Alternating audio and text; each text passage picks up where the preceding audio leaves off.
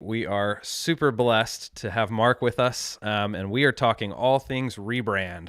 So I'm going to go ahead and turn it over to Mark and kind of introduce himself, let us know what he's all about. For those of you that are watching from my channel that may not know Mark, and then I'll introduce myself for those that don't know me from his channel, and we'll kind of go from there. But anyway, let's kick it over to you, and we'll get chatting. Rex, thank you very much for having me. My name's Mark Omler, designer based in Tampa, Florida. Been working professionally as a designer for about 7 years now. Really focused in on my personal business for about four, and really focusing in on the rebrand and brand refresh space. Like you mentioned, it became a very obvious specialty of mine, so decided to lean into it and become an expert in all things relating to it. Yeah, so Mark, when I first met you, I say met, right? Met you on LinkedIn. I feel like you were kind of not all over the place, but you were kind of like a graphic designer, right? I feel like Mhm. you were a little bit more generalist, at least in your branding, right? And I feel like over the last year and a half since I've been kind of paying attention to what you're doing, you've really honed in on finding your niche in like the being the rebrand expert. I mean, tell me a little bit Mhm. about that transformation that you've kind of gone through, or maybe I'm making it up in my in my head, but I feel like you've really honed in on that niche.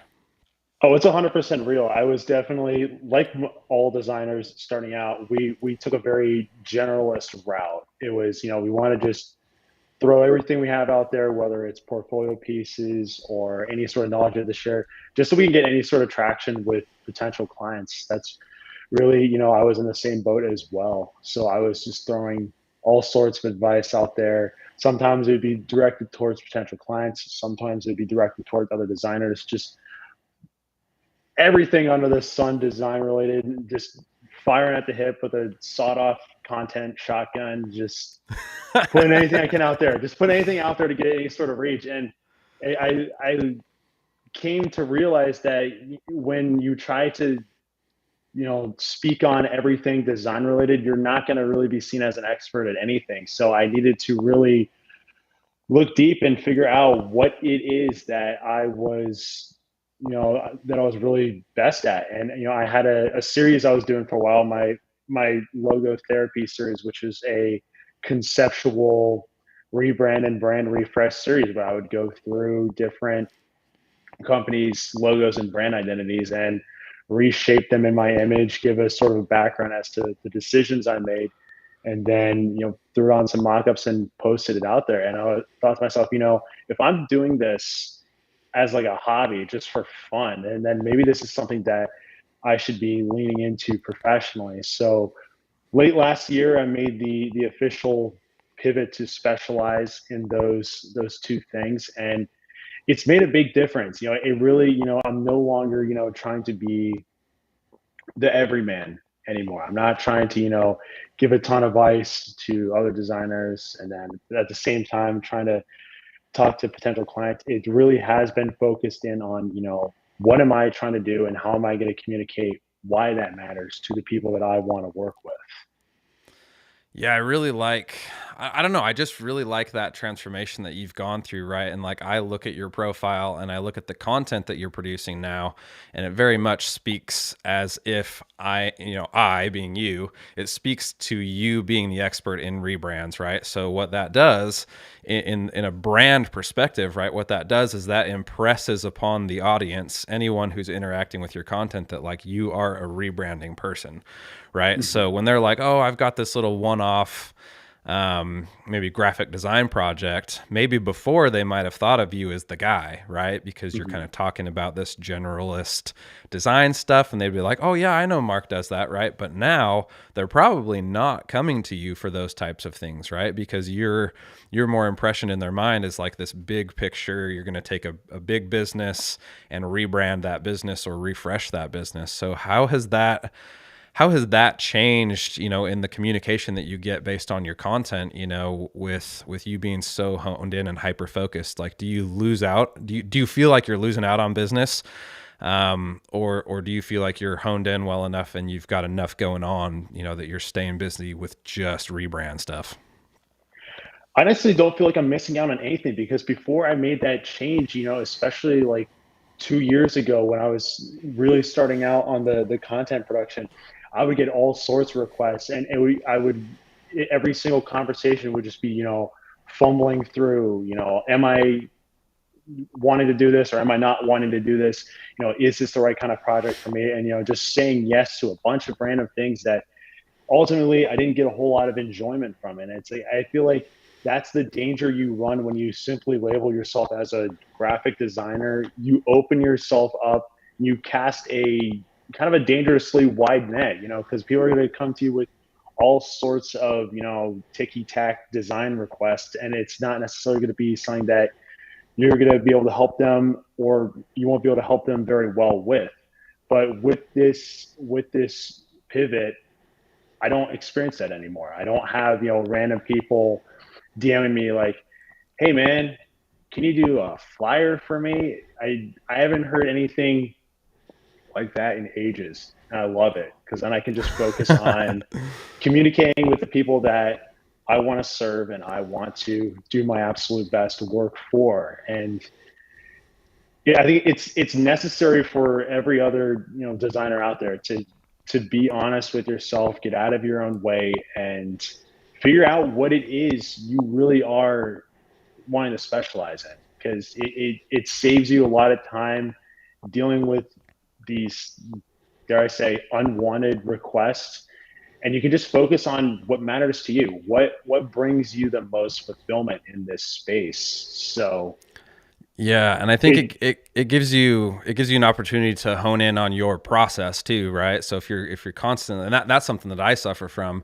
is I'm bouncing back and forth between so many different things. One day I'll be doing video production, and the other day I'm doing logo designs or brand designs or brand strategy. I mean, it's all over the place, right? And it's fun because I get to be really dynamic and I get to bounce around, and I'm kind of this do it all creative agency that can handle creative for a brand and at a pretty high level for all of the creative assets that a new company would need, or maybe a mid-sized company that doesn't have that internal team, right? So I've been struggling a little bit with my messaging. Like, do I want to hone in on one specific thing and get really, really like hardcore good at that, or do I want to go a different route? So it's been interesting to kind of watch you like find so much success in like picking that one thing that you want to be known for, Croce, and like figuring out exactly what direction you want to go, and then finding so much success in the messaging and then in the conversations that get started because of that. I think a big part of that is you need to find out really who you are as a person, as a personal brand, whatever, and that really helps you figure out how you want to speak. We always hear about the 12 brand archetypes and whatnot. People may see that as cookie cutter or cliche, but in reality it's a very excellent starting point for figuring out your messaging. Because yes, I have this end goal of, I want to help people either revitalize their identity or make this massive change in a different direction.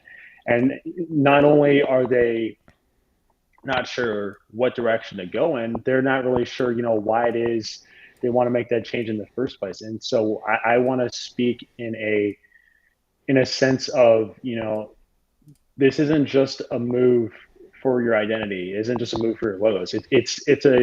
It's an extension of yourself. Your business is an extension of you, and so your identity is an extension of your business, but is an extension of you. So it's this really introspective self discovery process that helps us figure out who do they want to be, who do they want to be, what do they want to be remembered for, and how do we make that visually obvious. And Yeah. because when you have that visual obviousness as to what your identity is, you feel more confident in your identity. And the confident brands are the ones that make the world a better place, and that's what I want for the people I work with. I want them to feel more confident in whatever sort of identity they want to carry themselves with, that they're certain of it, and they have no shadow of a doubt like how they're supposed to carry themselves, whether it's through branding, advertising, marketing, whatever. Yeah, I think I think when someone starts like say we're talking like really low level, right? Not funded startups or anything, but like from a grassroots kind of bootstrapped perspective, right? Somebody comes up with an idea, maybe they're going to start it as a side business, or maybe they've got enough savings saved up to where they can actually, quit their full-time job and start a business, right? So we're talking about a brand new business. Somebody's got a vision for what they want that to become, right? I feel like oftentimes one of their first kind of branding steps is they're like, I want a logo, right? I'm going to go in and I'm going to make a logo. And there's a few different ways that they might go do that, right? But I feel like very often in business, before any branding is happening, they're just going for a logo, right? And maybe they go onto Canva or Tailor Designs or whatever, a couple of those free tools that you type in some words and it spits out a logo and they're like, that's cool. And they go with it, right? Or Right. maybe they go to Fiverr and they spend $50 and get a whatever logo based on a 5-minute brand brief, right?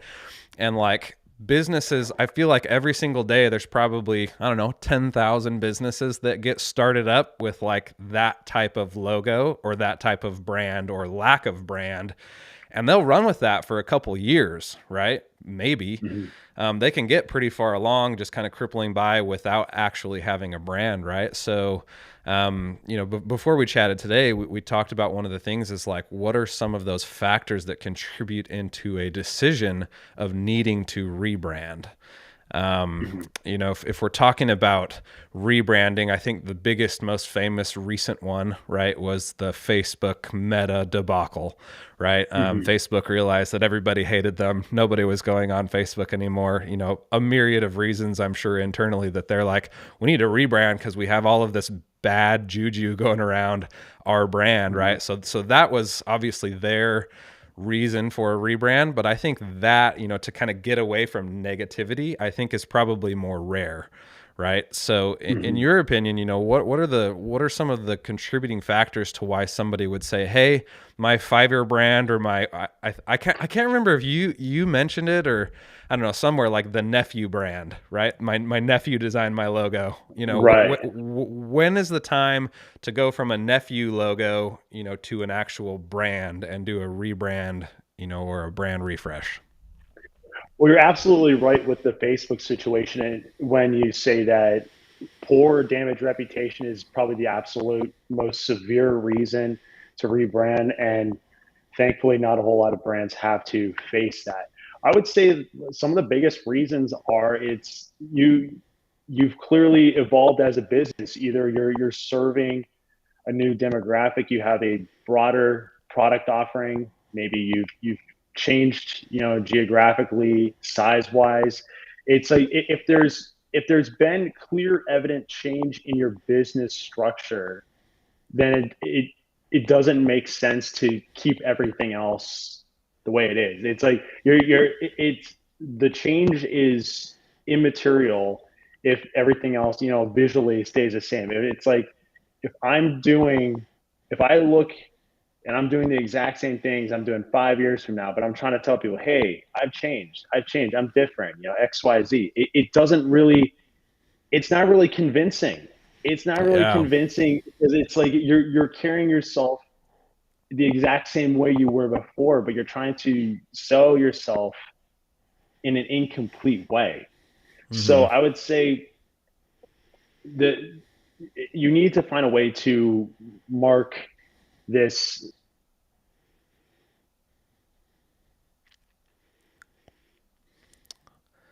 Uh-oh. I hope we Are didn't going to lose be them. under the There we go. assumption that you're doing the same stuff as you were when you had that original logo. I had a I use myself as an example for now that I think about it. It's like I had this original, the block MARK logo, and this was in a.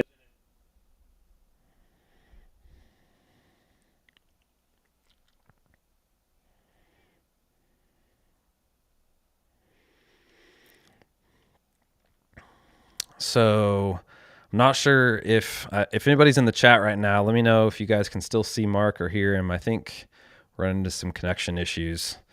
Um, I'm gonna go ahead and looks like he's froze up, so I'm gonna pull him out for just a second.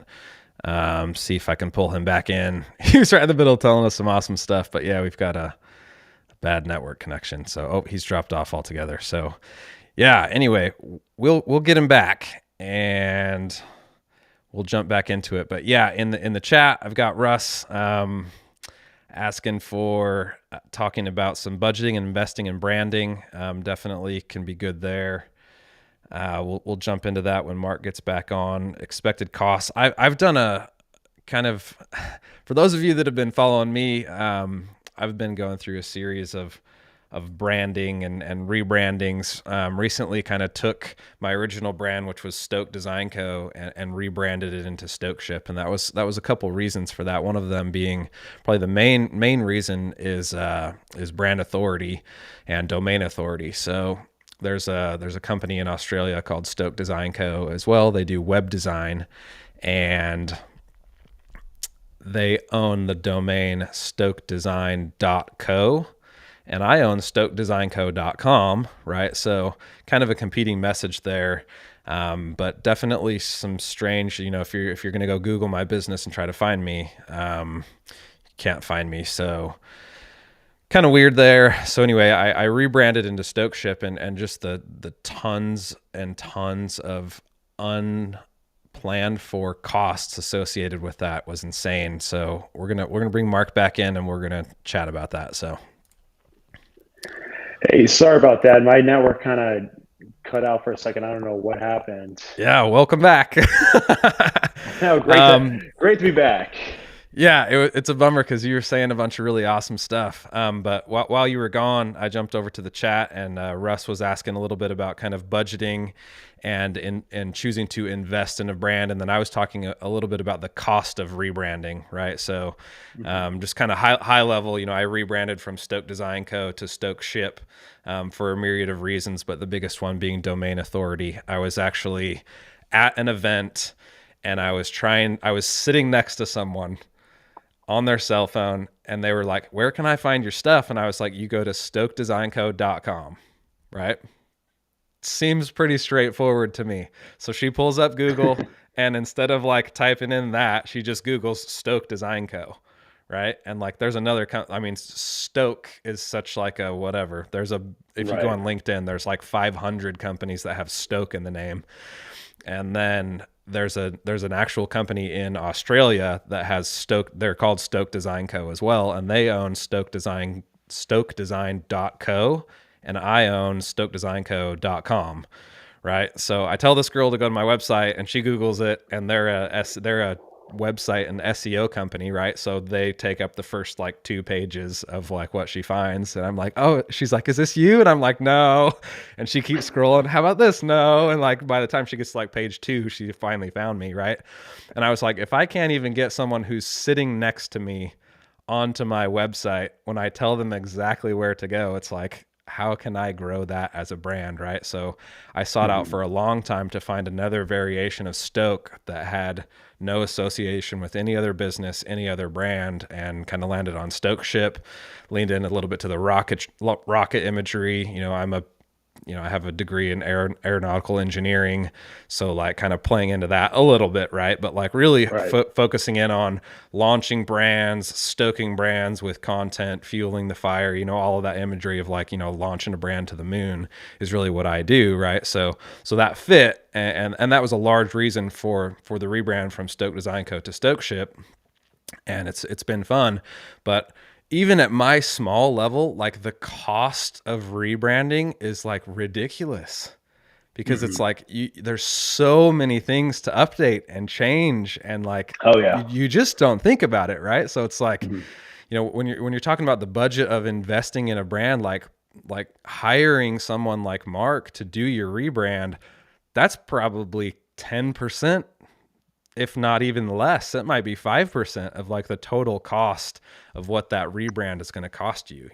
Like you think about, we jump back to the Facebook analogy, right? Like the cost of rebranding Facebook to Meta, or the cost of like in less of like a face changing rebrand, like when Burger King rebranded recently back to kind of their retro, like 2D flat old school logo, like the cost of that has to be enormous. You know, Oh, you're absolutely. updating menus, you're updating signage on who knows how many thousands of franchises. And I mean, you're talking millions and millions and millions of dollars to rebrand, you know, so it's definitely not something to take lightly.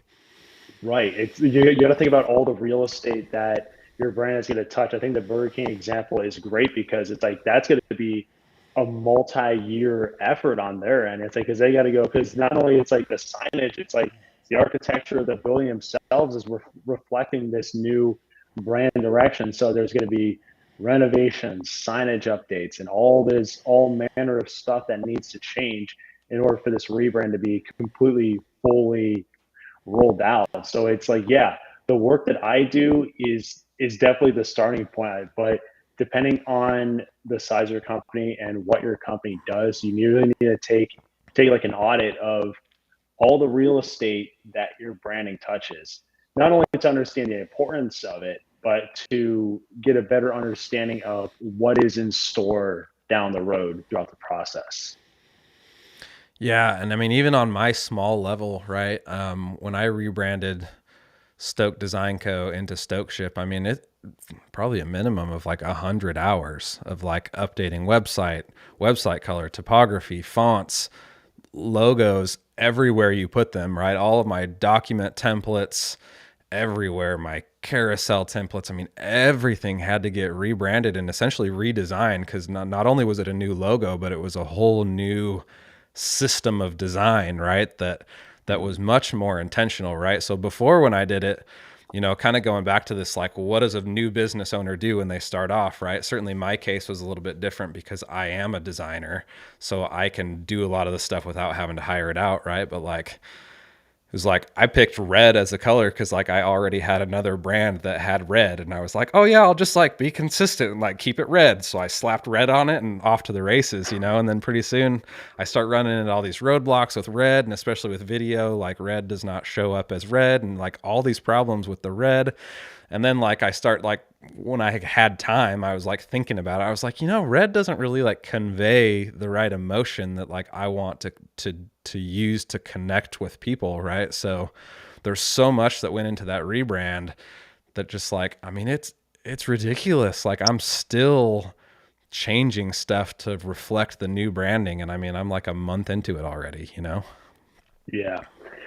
But it's like, but those changes are crucial because when the more conscious you are of those details, the more likely you are to create something with staying power. Because the mindless decisions are the ones that end up being replaced over and over and over again. But when you have an actual strategy to work from, when you have a desired persona and a desired idea of what you want to be to work off of, then you can make the more informed decisions. So while the revisions that you're doing, they may seem, whether they're frustrating, repetitive, time consuming, it's serving a greater purpose. Yeah. It's serving a purpose of, this is what my brand is now. This is what we're going to be moving forward with how we communicate. So these decisions, we got to make these count. We got to get them right because we don't want to leave any doubt as to what it is we're trying to communicate. For sure. I think that there's so many levels of rebranding, right? And certainly like when a company like Facebook does it, right? They're probably going to engage with Pentagram or one of the enormous agencies that are going to charge $200 million to rebrand, right? So when you and obviously that's on a gigantic scale, right? But at the end of the day, like I mean, the main thing that we all noticed was the logo, and then the fact that like it was a rip off logo, or I mean, Yeah. I'm sure inadvertently ripped off, right? And because they're so Right. public, you know, whoever had that logo was loud enough to be like, "Hey, that's our logo." You know, I'm sure I design stuff all the time that someone else in somewhere else in the world has designed, right? But because it's not like public facing enough, nobody ever knows. But like in your mind, you've got this scale, right? You've got a Fiverr guy that can rebrand. You've got Pentagram that can rebrand, and Fiverr guy might be $200 for a full brand package. Pentagram might be $200 million for a brand package. In your mind, what do you get for that different price in rebranding? What's the value that you get? And certainly we don't have to go all the way to the scale of Pentagram, right? But if you're talking Right. rebranding or even just branding in general, if you're going to pay $200 for a brand versus $20,000 for a brand, what's the difference in the actual deliverable that you get as the customer, in paying those two different prices? Well, it all comes down to how big of a problem it is. You think of the people who are buying those lower end logos. It's people who don't either, don't have a very established business. They just want to get something out there, or it's a business where logos just don't have that great an equity in the business. Like you think of the trades, you think of like electricians, plumbers, whatnot. You know, as much as I love doing what I do, it's like a logo doesn't really have that much equity with those companies. It really, in the trades, it comes down to, your reputation. That's the biggest part of your branding, your reputation as a service provider. So a logo is just checking off a box. So it's not really that big of a pressing issue for you that you need to make this massive investment in.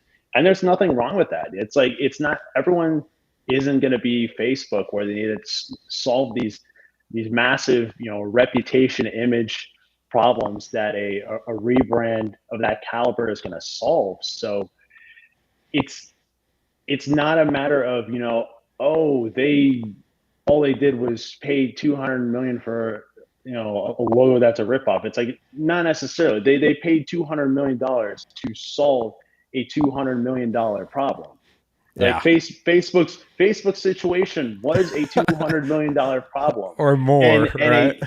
a and a plumber or electrician's problem with a logo is in fact a $50 problem. It's not about the logo on the page. That one, whatever, however many colors on a white page, whatever, that's not the deliverable. The deliverable is the clarity and the confidence knowing that whatever problems you're facing, image wise and or communication wise, are solved.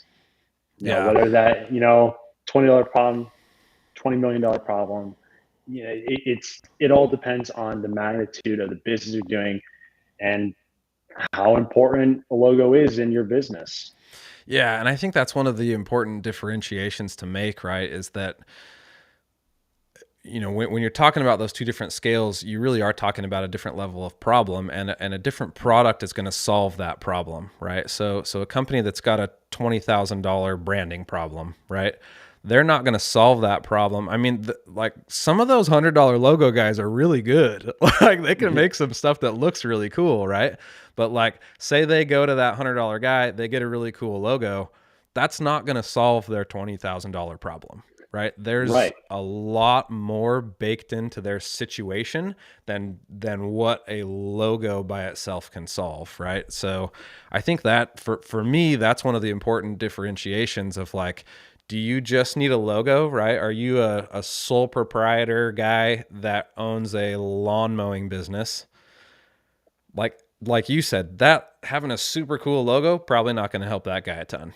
Could it help him grow his business? Absolutely, right? Like if he Yeah. had a whole brand system and, a cohesive design that he could wrap his truck in and wrap his trailer in and all this stuff to like look like a brand, all of a sudden he can grow that business beyond just himself, right? He can hire people, he can franchise it, you can do all sorts of stuff, right? If you've just got a little dinky, your name logo on a side of a magnet that you slap on the side of your truck, like that's good enough for what that guy is doing, right? And like Right. we mentioned kind of before you got cut off, I think kind of where we were going is like different businesses have different needs, and depending on what their goals are, sometimes a brand will help them get there and sometimes it won't, right? Right. And you have to think about the work that comes leading up to the logo. When you think about the lower end guys, it's really, they're asking questions about what they want the logo to look like in general, what they want that this look and feel or whatnot. When you get to the higher end people, when even like the mid-level people, it's not about what you do you want the logo to look like. It's like, what from your identity? Where are you now, and where do you want to be with your identity? Like, if you could boil it down to a few key phrases, how would you want people to describe your brand? And from there, it's like, in my case, in the rebrand and brand refresh space, it's like, okay, let's take a look at the existing identity. Let's see, what is it doing to accomplish, these key phrases, and where could we improve, and with whatever sort of element that we can change. It's never about, oh, this font is outdated, or this color is weird. It's always a deeper problem than that. It's outdated because it doesn't communicate this anymore. This color doesn't work because it doesn't communicate this ideal anymore. It's never as superficial as it's made out to be. Like, these rebrands, these brand refreshes, it's never as surface level as you think. It's more than just that one logo you see on a blank white background. There's a lot of deeper level discovery that goes into it. There's deeper level, research as to what do we want to be? What do we want to communicate? How do we want to be seen in the minds of our audience? Because that's where a brand is ultimately formed. We can only as designers, help guide people to that desired feeling with the creative decision making. But ultimately, the the brand is ultimately decided in the minds of your audience. Yeah. Yeah, and it's interesting, and I think that's the biggest difference between a logo and a brand, right? Is a logo really is just the image on a white background or a black background or whatever, right? Like, that's the logo, right? And a logo can only go so far, but really a logo serves the biggest purpose of a logo is to be the identifier of your brand, right? And a lot of times I get in conversations and people are like, we want our logo to tell our brand story and blah, blah, blah, blah, blah. And like, I'm like, that's not what a logo is for. Like Yeah, you you're asking certainly, too much of it. you Yeah, can certainly have elements of your story in it, right? But like, to have the logo tell that whole story, like, that's wrong, right? Like, that's the purpose of having a brand instead of a logo, right? And when you talk about doing brand refreshes, you're not doing logo refreshes, you're doing brand refreshes. You're getting in under right. the hood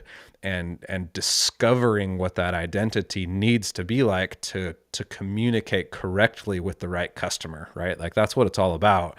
Is like, when you're figuring Exactly. out your identity, you're figuring out who you're trying to talk to and how the best way to, as authentically as possible, talk to them, right? Like, if you and I, after this call, were like, hey, let's start a clothing company for 7-year-old girls, like, that would be hard for us to authentically, as Rex and Mark, to just like create a Yeah, brand that's authentic, right? So if we're going to do that, extremely we're going hard. to have to do some different things that are maybe inauthentic to who we are to create that brand, right? But that being said, we're probably not going to create that brand because it would not be authentic, right? So, generally, if you're a business owner or if you've started your own business, you're probably going to be passionate about what you do. So what you do is going to be kind of authentically connected to you as a person, right? Which makes that authenticity as a brand a little bit easier, right? But if you come in as a CEO of some mega organization and all you care about is shareholder money and growing the business and you don't give a crap about the brand, right? Like, that there's going to be a disconnect between your personal authenticity and the authenticity of the business or the brand, right? And then ultimately that's okay. But I think where you and I are working is in the smaller level where there is that connection between the owner or the founder of the business and what the Right. business is doing. Oh, absolutely. You have to really consider what is the role of every piece of the identity. You can't overwork the logo. It's not just going to be, your logo in the corner of every, post or graphic. It's like, you need to have a broader, richer system enforcing it. You can't have the logo doing all the work. You can't. You have a greater chance of recognition if you have a distinct font you use, distinct colors you use, distinct imagery you use, than you do if you just rely on the logo alone. It's like the example I always bring up. It's like you think of coffee and you think the color green. There's only one company that's going to come to mind. Yeah. Exactly. See, it's like you're thinking. It's like it's like coffee, color green, Starbucks. That's it. Starbucks. Yeah. It's like and while everyone isn't going to automatically have that super strong level of recognition, it's still that lesson can still be applied to every brand out there. It's like, oh, if we work on being having a distinct font, we have or distinct message, distinct color, without necessarily relying on the logo, that helps our business altogether. And these are things that a full identity can accomplish. When you just have the logo doing all the work, will it be recognized? Yeah, but you're overworking it. You're asking it to do too much. It's the star of the show, but it can't be doing a million things at once that are better off accomplished with a full identity.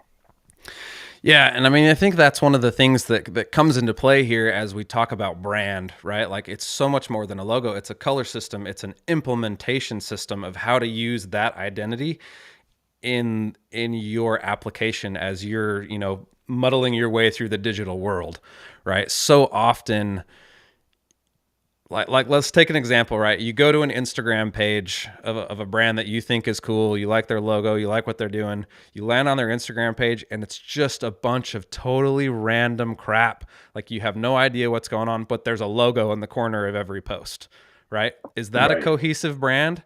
It's not. Right? Versus, I don't even know what Starbucks' Instagram looks like. I've never gone to it, right? But what I would imagine it looks like is you would go to it, everything would have a pretty consistent colorway. There'd be a green tinge maybe to all of the images. It's going to look cohesive, right? And I think that, personally, I think that's one of the biggest benefits of doing a brand refresh or a rebrand is to kind of get all of your brand ducks in a row so that every single thing you do implementing that brand is going to look like your brand. It's going to look like you, right? And like you mentioned, that comes from using the same fonts, using consistent colors, consistent photography, consistent editing onto your photos. Consistency everywhere really is what comes from that identity, and that consistency allows you to impress your brand much more easily into the minds of your audience, right? So that they, when they think of I need a brand refresh. Okay, I've seen that Mark guy. He's kind of got this black and white, really subdued look, very clean, very elegant, very professional. He's the guy. Versus like if there's some other dude that's on LinkedIn that's just like, blah, brand refresh, blah, blah, just like random crap all the time. Right. And that doesn't resonate with you. I mean, if you're that kind of person, maybe that dude does resonate with you, right? But like having that consistency, like if I see your name pop up in LinkedIn, like I know what your post is going to look and feel like and sound like, right? And all of that stuff comes from having that brand strategy in place. Exactly. I see that problem on social media where people think that merely sticking a logo in the corner makes it a branded post, and it's like it's not necessarily the case. You can't just find some random motivational quote, put it on some random whatever Canva template logo, call it a day. It's wildly inconsistent. Doesn't matter if your logo's in the corner of it or not. It's like it's it's about the entire experience of when people interact with whether it's an advertisement or it's a social media post, whatever. It's like it's a full experience. And just putting your logo in the corner does not say much about the brand experience. It says, hey, I am trying to create less than a minimum viable product in terms of a brand experience. Enjoy. And that's not going to leave a good impression in people's minds. It's like, hey, I'm doing the bare minimum to say that this is my brand. What do you think that's going to say about your practice as a whole, business wise? If you're going bare minimum here, minimum effort here, then what is that going to say about everything else that you do business wise? And you're setting a very dangerous precedent for yourself when you say, okay, I put a logo in the corner of this post. It's a company post now. Send it out.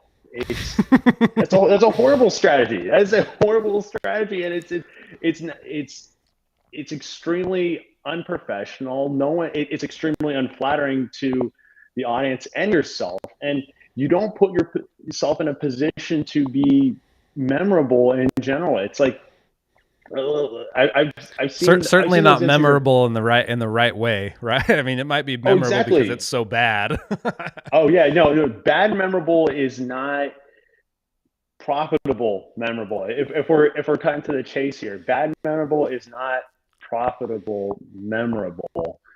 So that's you don't want to be just this loud, inconsistent, shouting voice. There's already too many people in the digital world alone vying for attention. So you got to ask yourself, do I want to be this loud, annoying strobe light, or do I want to be this dialed in beacon shining to exactly who I want to shine to? And it's like you when you decide to choose the latter, you're putting yourself and your brand in a better position to be recognized in the long term. Yeah. And there's so many things that play into that recognition. So I've been like, I've got chats all over the place that are popping off on this stuff, and unfortunately they're not showing up on Restream, which is a bummer. I can overlay the chat over here to where comments pop up, but they only come up from some channels. So Mm-hmm. one of the things that, I mean, he's kind of trolling us a little bit, one of my friends, but he's not wrong. That brands have, smells can be a part of a brand, and like really, like to make a really strong brand, like you want to connect as many senses as possible, right? So certainly like the Mm-hmm. visual one is the most obvious, because you can convey that easily in a digital world, right? But like you talk about Disneyland, like I don't even know how many millions of dollars they spend to pump certain smells into the air at Disneyland or Disney World to further solidify that like almost cult like following to Disney, Right. right? And like Exactly. and as a brand, like when you're, say, a coffee brand or a bakery or something, when you're posting photographs of just beautiful, delicious looking food, and almost steam coming off of freshly baked bread or something, like people are going to associate that look to an olfactory sense, right? To where like I can smell how good your brand smells, right?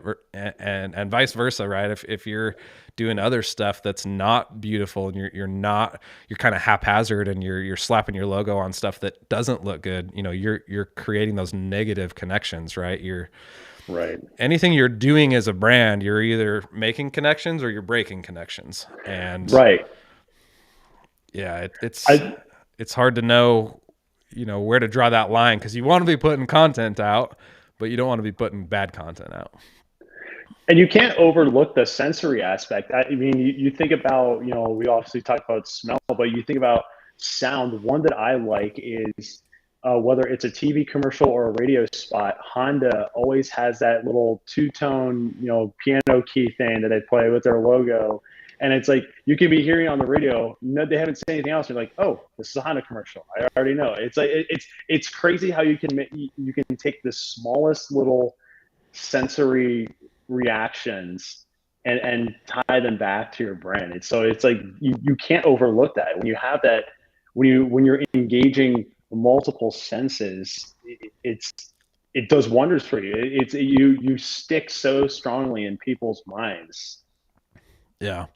I have a question. I mean, do you write jingles for the brands that you do rebrand projects Oh for? God, no! I have no musical background. I would actually be devaluing my services if I offered a jingle in there. Maybe sometime down the road I'll get in connection with some With a jingle winning writer? songwriters. Yeah, bring them on board and add it as a service offering. But I'm not very musically inclined as much as I'd like to be. So I would say jingles out of the picture for now. But who knows? We'll see. We'll see how my company develops down the road. Yeah. Okay, so to kind of take us in a direction, put us back in the shoes of a business owner, right? Because I think you and I talk to a similar audience in what we do. Maybe it's the business owner, maybe it's a director of marketing that doesn't really have a creative team under them, whatever. They know what needs to get done, but they don't have the people in their business to do it, right? So Mhm. my business is to a point where my current identity is not connecting right with my audience. It's not conveying what I offer as a service or what I offer as a value. What's my process to figure out if a rebrand is going to solve that problem or if something else would solve that problem? I would say in terms of brand or rebrand versus refresh, you have to really you know take a look at what your company's vision is and what you're trying to accomplish. If something simple as time passing is the main thing that's sticking out, then maybe it's just a refresh. Maybe it's like you have this great deal of equity with your existing identity, but very simply enough could be have this outdated feel to it, and you're open to identifying that and opening to changing that. Obviously there's going to be some deeper level of research as to solving the new creative direction. But if it's something simple as like yeah, it's been 10 years. There's some recognizable parts of our logo, but it's kind of old and outdated. That's reason enough for a refresh. But if it's like, okay, we have two companies that are merging together. It's like, okay, we're under new ownership. We want to tell a new story, start marketing to a completely different crowd. That's when the bigger rebrand options come into play. It's when you're making these monumental, very noticeable changes in your business. That's when it's time to rebrand. If it's been like 10 years, things are going steady business wise, but you just kind of want to reintroduce yourself to your existing audience. Yeah, Mm-hmm. refresh is the way to go. And if you have a solid story for yourself, solid messaging, and it's just like the visual side isn't really pulling its weight, yeah, refresh time. But it's like you don't need to tear everything down from square one if you do have parts of your business that are succeeding. If it's one of those things where it's like, okay, we just need to switch out this part of our marketing mechanism and everything's going to be running again, then yeah, it's a refresh thing. It's like your identity is it's like a car battery. When it's doing what it needs to do, you're not thinking about it. But when it's time to update it, believe me, you'll know. Actually, speaking from experience from that analogy, I've had those days where I've needed a jump start and needed a battery replaced. Not really, with my schedule, not really expected, but it was, when it's time to make those changes, but the change happens and it's like there's a relief. You're glad you made that change. You have the confidence to move forward with whatever you want to accomplish, and you don't really have any self-imposed inhibitions or restrictions in your way. Yeah, I like that a lot. I think I think people in general don't know what they don't know, right? And I could see a business getting pretty far along with like not really knowing a whole lot about what's going on. I was actually on the phone yesterday with a guy who was talking to a boxing brand, right? Pretty big boxing brand. They've got franchises all over the country. And he's kind of talking to them about some of this brand strategy type stuff. And he asks them who their customer is, right? And they're like, everybody, the typical answer, right? Everybody. Who's your customer? Well, anybody, everybody. It's like, okay, so a 3-year-old girl. Well, no. Oh, okay. So that's not everybody. What about 14-year-old girl? No. Okay. What about 20-year-old girl? Maybe. What about 75-year-old grandpa? No. So it's like you start talking about people, and then all of a sudden they start to realize that, okay, my brand isn't trying to communicate to everybody. So if these Right. are who you're not trying to communicate to, who are you trying to communicate to? And then they're like, oh, like soccer moms and blah blah blah. And then the guy's like, well, what about dudes that are into boxing? That might be a great person to try to communicate to Right. in your brand, right? And like this pretty established company had no understanding of branding, no understanding of marketing, of ICPs, right? Ideal client profiles, no understanding of brand archetypes or anything, right? Like they've got a logo, and to them, like that's their brand. And it's just like mind blowing. And I think, I get in this echo chamber where I see brands that are pretty fleshed out, and the ones that I connect with probably are the ones that look pretty good, that have a pretty consistent identity, that are communicating in a certain way, right? But there are so many companies out there, like almost all of them, that are not doing it right and don't know what they don't know, right? So when you talk brand, they're like, "What's a brand? We have a logo. Isn't that a brand?" Right? Right. So obviously in your LinkedIn content, we met on LinkedIn, so I'm paying attention to what you're doing there, right? You're posting a lot of educational content, right? But like someone who is not problem aware about branding and the need to establish a brand, right? Whether they're starting off or whether they're along the road and they either need to rebrand or refresh, like what's that like light bulb moment that you can help a client realize like, oh, like this is what I need. I do need a refresh to my brand. Well, the thing is, the branding problems often disguise themselves as business problems. Whether it's slowing sales, not really converting on advertisements. It's a matter of problems that could be tied back to the brand identity itself not doing what it needs to do. It's like if you need to go back and identify very clearly, what it is you want to communicate and what it is you want to be known for. Hmm. You need to have that. You need to have that reestablished in order to start building everything else out. That's the core of every identity, not just the visual part.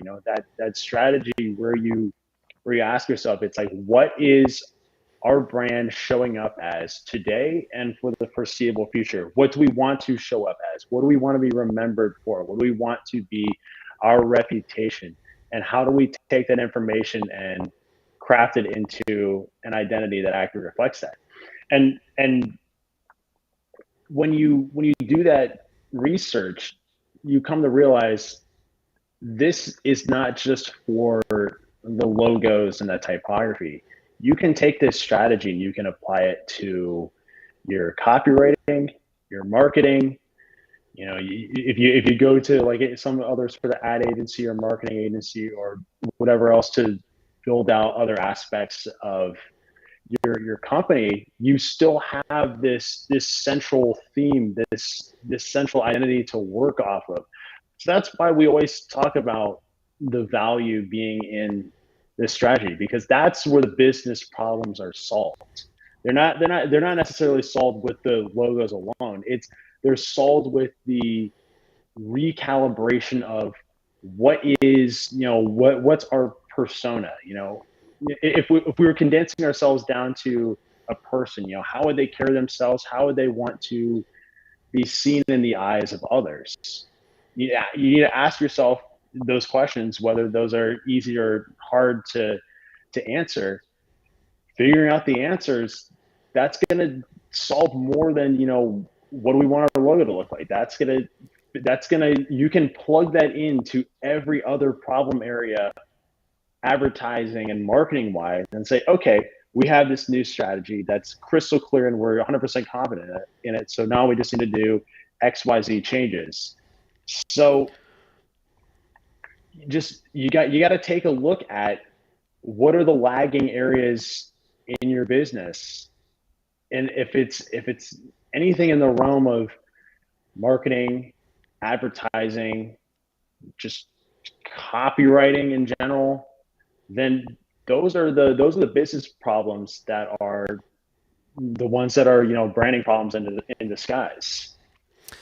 Yeah, I feel like of the whole episode that we've kind of talked about, like you really hit on the crux right there, that like business problems are solved in the strategy and not in the Right. visual identity or the application of the strategy, right? So it seems like if you have a well thought out, well, a totally complete strategy, business strategy slash brand strategy, that you could take that strategy and give that to $100, maybe not $100, $500 Fiverr designer to apply that business strategy that was incepted and worked hand in hand with the business by someone like yourself, right? Like the knowledge that's required for that strategy is immense, right? And it Mhm. can have a much larger impact on the business, right?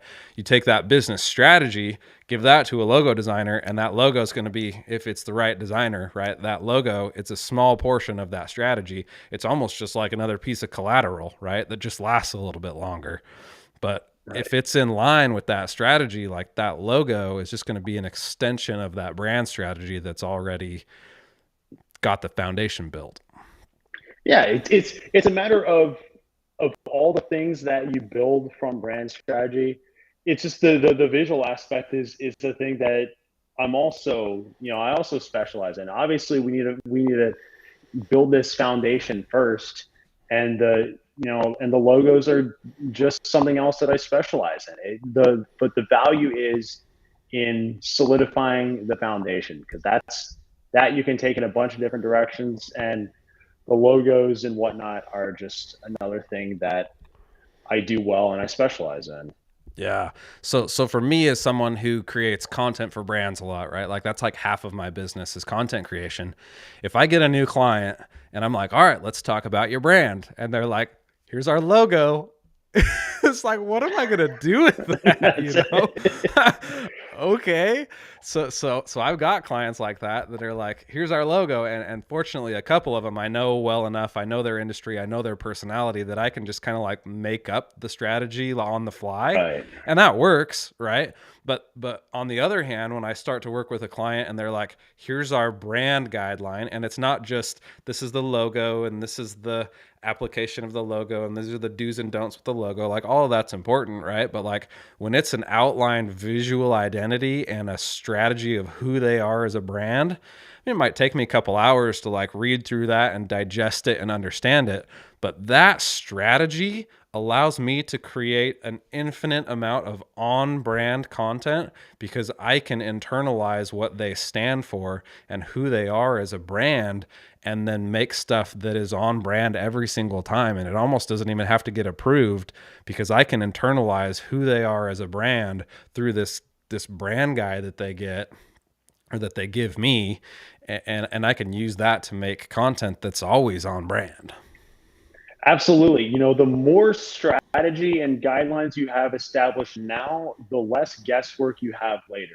And less guesswork is time saved, and time saved is that's huge for any business. And that's what people need to realize, that why the research part is so important for the overall branding process. It's like that's gonna answer so many questions down the road that then more so than any sort of logo designer, where it's like, okay, I have no idea what their tone, personality, any of that. Let me just throw a few cool ideas and see how it works. And you could be 7 rounds deep and you don't have an answer, but when you have the strategy in place, the the solutions are no brainers. You Yeah. can get it knocked down in a handful of rounds, not a whole lot of, serious, mental exertion on your end. And at the end of the day, you have a very obvious solution that all parties can take pride in. Yeah, and I think one of the big differentiators there, the difference between a logo and a brand is like when all you think you need to define your brand as a logo, you put so much. I mean, I know we already talked about this, but like when you think all you need is a logo, you put so much weight and importance on that logo, right? Because in reality, that logo is carrying your brand because you're not paying for anything else to get done except your logo, Right. right? But when you start to understand brand and understand what it is and brand strategy and brand guidelines and branding, when you understand branding versus brand versus a logo, you start to realize that like that logo doesn't have to carry as much weight because there's so much more into communicating what the heck that brand is that like the logo almost matters less. It's like, does the logo match our brand strategy? Is it memorable? Can people see it and remember it quickly to like, oh yep, that's Stoke Ship, or oh yep, that's Mark, or oh yep, that's almost its entire purpose is to like match your brand, but really just be a memorable reflection of your brand to make those connections as you're trying to tie your brand into the emotions of your audience more and more and more. Yeah, it's like, any star athlete has a strong team or winning team around him. I think that's probably the best analogy to put it. One guy can't do all the work. One big part of your identity can't do all the work either. So that's why it's so important to have that very, thought out identity supporting it. Yeah. I mean, I couldn't agree more. I think you and I are definitely on the same page with, obviously understanding brand and the importance of brand. Certainly, hopefully, anybody that, makes it an hour into this discussion of, you and I just kind of chatting about brand has kind of caught on to the gravity and the importance of really figuring out your brand strategy, your brand identity, your branding, your content, and how all of that works together, right? And the better it works together, the better your brand is in the long run. So, to kind of wrap it up, why don't you just go ahead and let us know like what's the best way to get in touch with you, Mark, and start working on a new brand? What's that process look like, and what's the best way to get it kicked off? Well, in order just reaching out, just I'm always available. LinkedIn. Uh, if you want to just hit my line directly, it's Mark at markomler.com. We go through a nice little research and strategy call that covers a lot of what we mentioned here today. Really identifying where your brand is, where you want it to be. Getting your identity down to a few key identifiers, and just building out the strategy from there. Populating the brief, and developing the identity from there. And then once everything is designed, we start applying it to the to whatever sort of collateral that the identity touches. When we're finished, I ship you off all the assets. We have our offboarding call, and we go on our way. Yeah, it sounds like a pretty clean process. And, I've definitely been impressed in the brand transformation that you have gone through. I think, I haven't seen a ton of, the client work that you've done. So I'm not terribly, I don't know if you share it and I don't see it, or if you're not sharing it, but like, It flies under the radar sometimes, yeah. yeah, it's hard to know how to do that, because a lot of times, like, you want the brand to be the star, right? And you don't want to like take glory away from them or whatever. Like, look what I did, blah blah blah. Like, dunk on your client.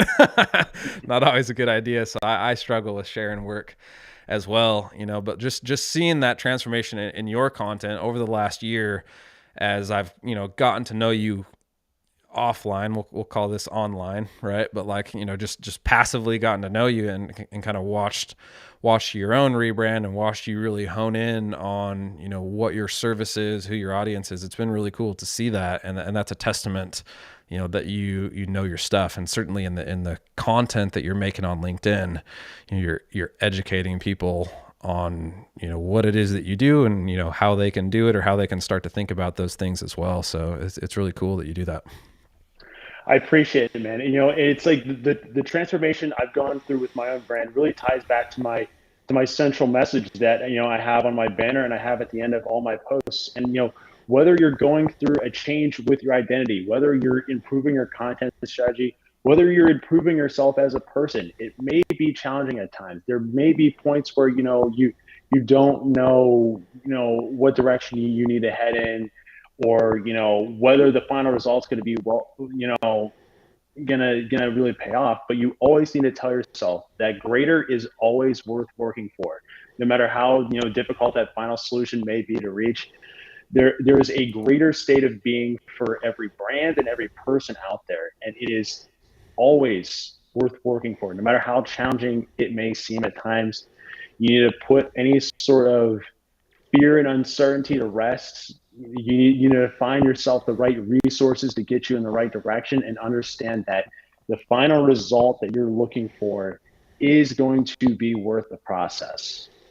Yeah. Always. Like at the heart of you, at the heart of a person or at the heart of a brand, there's this awesome little person or an awesome brand in there, right? And like it's just caked in mud and crap from the world and whatever, right? And it's like you got to break away all of that crap and like find that greatness and then figure out how to let everyone else see it, right? So you're almost just helping uncover what that needs to be, right? And honing in on what that greatness is. And I really like that messaging that you've got there. I think it's effective in kind of showcasing that end result, right? Like people don't want a drill bit. They want the hole that the drill bit makes, right? Right. And the brand is that greatness, right? So I think you do a good job of conveying that, and it's hopefully it's working for you, because I think your content is really awesome, and when the right person sees it and starts to follow you, I think they're gonna latch on to the idea of brand and understand the importance of it. So I think you're doing the right things, man. I appreciate it, man. And the only thing I can do within my control is just to keep getting my message out there. So I really appreciate you having me on here. This is a fantastic opportunity to, share what I know with your audience. So again, I'm very grateful to have this opportunity. I really appreciate you having me on. Awesome, man. Yeah, so for those who made it to the end, we thank you for being on the What the Heck is a Brand show. I don't know. It's a hard time because like I have so many things that I want to talk about, right, with the guest, that a lot of times I just kind of like neglect people who are commenting and stuff, which isn't the best for like a live show, right? I like to kind of have that live component. So a few times in there while you were chatting, I was kind of commenting with people. But anyway, if you made it to the end, we're glad that you were here, and I'm glad that you got to meet Mark. He's an awesome dude on LinkedIn. I'm super stoked that we finally got to connect visually, solidify that relationship that was there on LinkedIn. We just made like another handful of more brand connections, so that's good. But yeah, until next week, we're going to go ahead and shut this thing down, and we will see you in the next video.